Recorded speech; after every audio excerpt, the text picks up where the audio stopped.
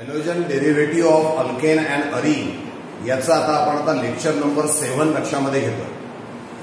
Lecture number 6 मध्ये methods of preparation of alkyl halide यातल्या काही मेथड्स आपण लक्षामध्ये घेतल्या होत्या. आता next method of preparation of alkyl halide आपण आता लक्षामध्ये घेतो आहोत. That is the preparation of alkyl halide from alcohol and hydrogen halide. आपण अल्किल हॅलाइडला तयार करणार आहे कोणापासून? तर अल्कोहोल आणि हायड्रोजन हॅलाइड पासून. बघा जनरल रिएक्शन ROH म्हणजे कोण आहे? Alcohol. HX that is hydrogen halide, ज्याला आपण हॅलोजन ऍसिड असं देखील म्हणत असतो. Alcohol when reacts with hydrogen halide then the OH group of alcohol is replaced by the halide group of hydrogen halide, and that's why this reaction is nucleophilic substitution reaction, because one nucleophile is replaced by another nucleophile. एक न्यूक्लिओफाइल हा दुसऱ्या न्यूक्लिओफाइलने replace होतोय म्हणून याला nucleophilic substitution reaction असं आपण म्हणत असतो. इथे एक न्यूक्लिओफाइल हा दुसऱ्या न्यूक्लिओफाइलला रिप्लेस करतोय आणि alcohol gets converted into alkyl halide. काय आहे जनरल रिएक्शन? बघा, alcohol when reacts with hydrogen halide then OH nucleophile of alcohol is replaced by X minus nucleophile of hydrogen halide to get alkyl halide. This is nucleophilic substitution reaction, that is SN reaction. Now the order of reactivity is, दोन प्रकारच्या order of रिएक्टिव्हिटी आपल्याला लक्षामध्ये घ्यायची. एक अल्कोहोलची आणि एक hydrogen हॅलाइडची. अल्कोहोलची रिएक्टिव्हिटी, tertiary alcohol हा सगळ्यात जास्त रिएक्टिव्ह आहे. Tertiary alcohol is more reactive than secondary and secondary alcohol is more reactive than primary. म्हणजे प्रायमरी अल्कोहोलची रिएक्टिव्हिटी सगळ्यात कमी असणार. तेच हायड्रोजन हॅलाइडची रिएक्टिव्हिटी जर का आपण बघितली तर HI is more reactive than HBr and HBr is more reactive than HCl. आता HI ची रिएक्टिव्हिटी का जास्त आहे? आपल्याला माहिती आहे HI ची बॉन्ड लेंथ जास्त आहे. बॉन्ड लेंथ जास्त म्हणजे बॉन्ड वीक, आणि बॉन्ड वीक म्हणजे तो लवकर ब्रेक होणार आणि रिएक्शन मध्ये लवकर भाग घेणार, म्हणून HI ची रिएक्टिव्हिटी सगळ्यात जास्त आहे. आता तीन प्रकारच्या रिएक्शन्स आपण बघणार आहोत. एक प्रायमरी अल्कोहोलची कॉन्सन्ट्रेटेड HCl सोबत, मग सेकंडरी अल्कोहोलची कॉन्सन्ट्रेटेड HCl सोबत, आणि त्यानंतर टर्शरी अल्कोहोलची कॉन्सन्ट्रेटेड HCl सोबत.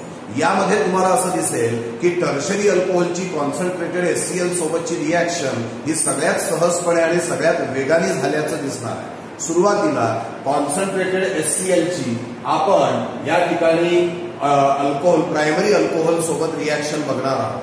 बघा हेडिंग काय?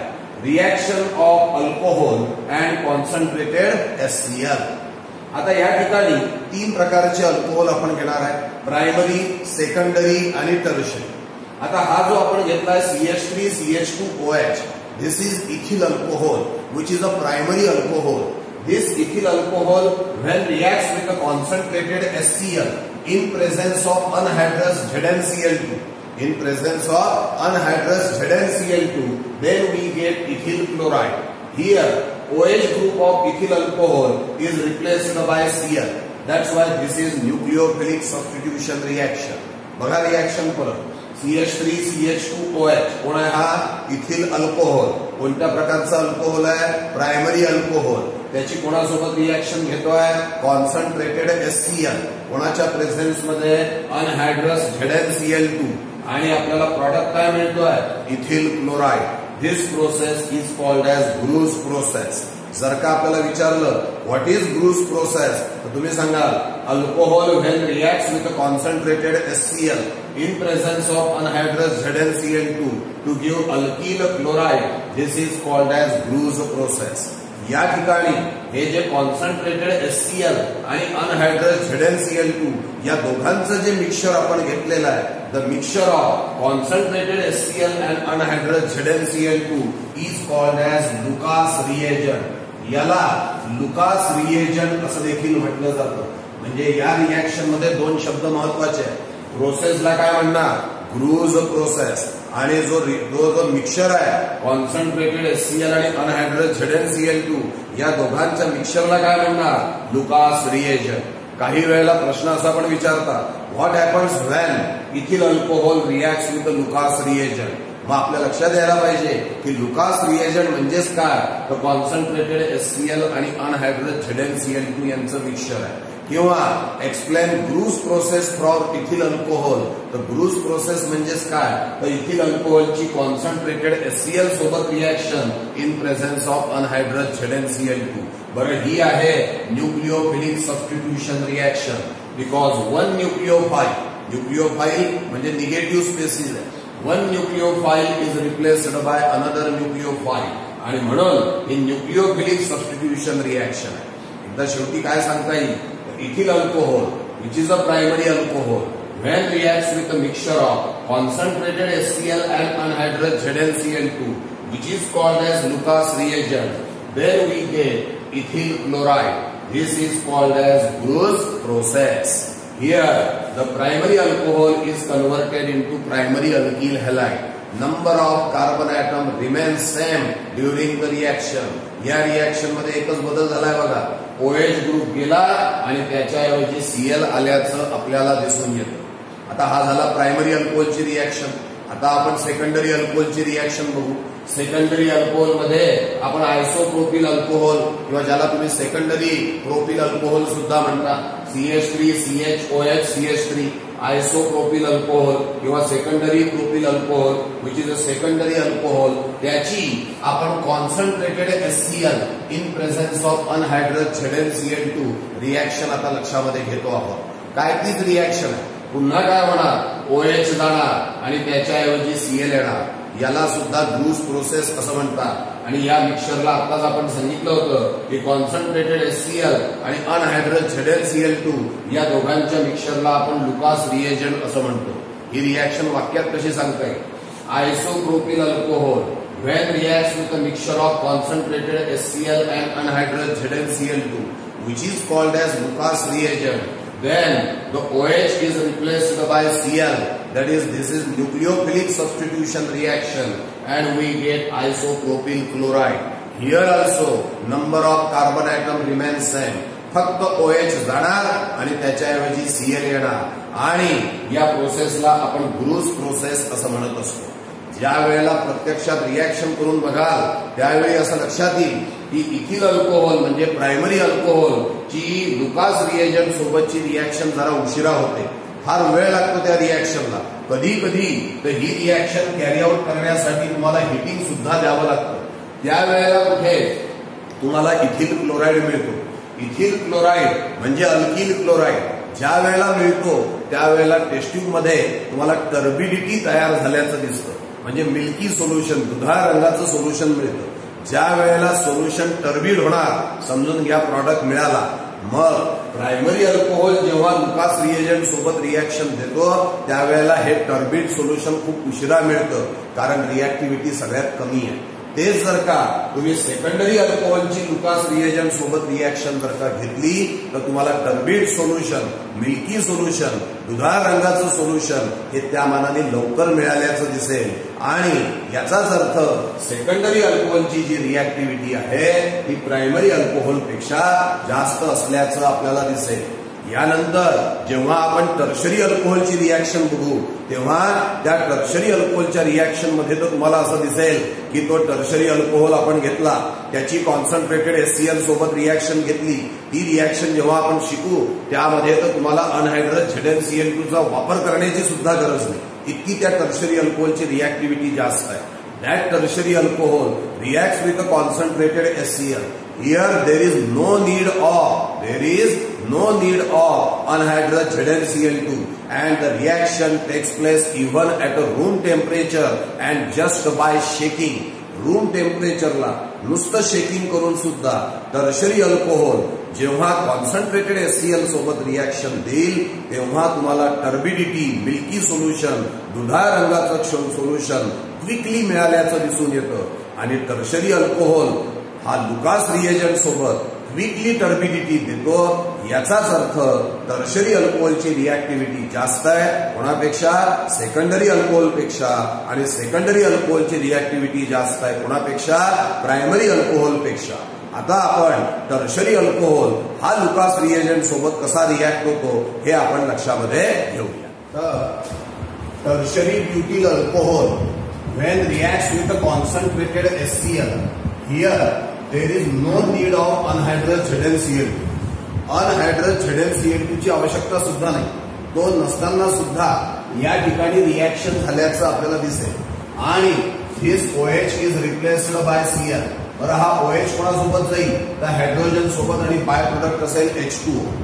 This tertiary butyl alcohol when reacts with a concentrated HCl even at a room temperature just by shaking, then this tertiary butyl alcohol gets converted into tertiary butyl chloride. इथे एक गोष्ट लक्षामध्ये ठेवा की जर का तुम्ही अनहायड्रस ZnCl2 वापरलं जरी तर रिॲक्शन मध्ये तोटा काही नाही.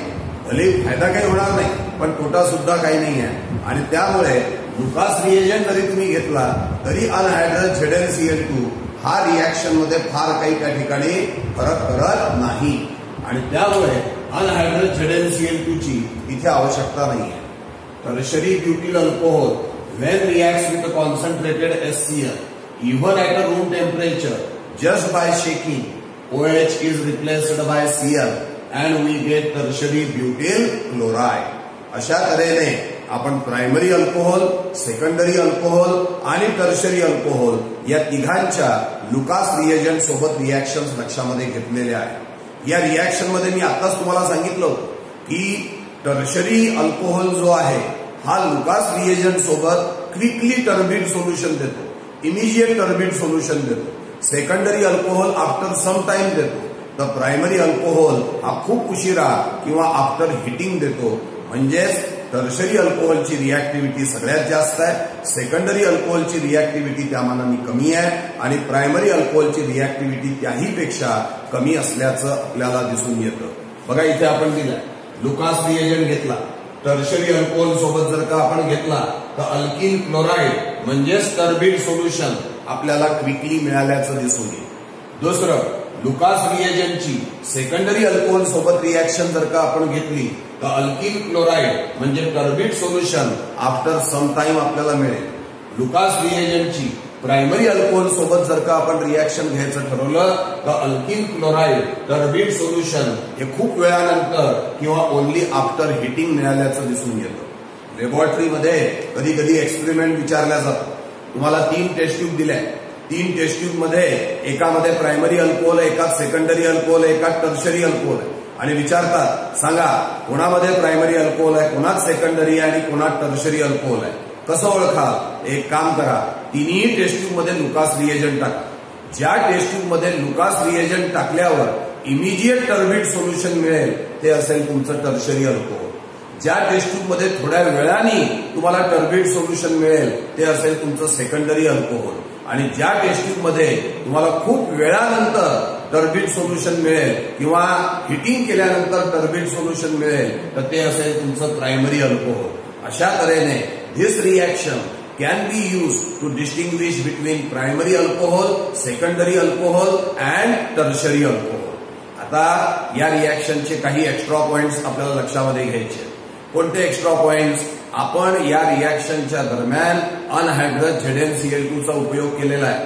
What is the role of anhydrous ZnCl2 during this reaction?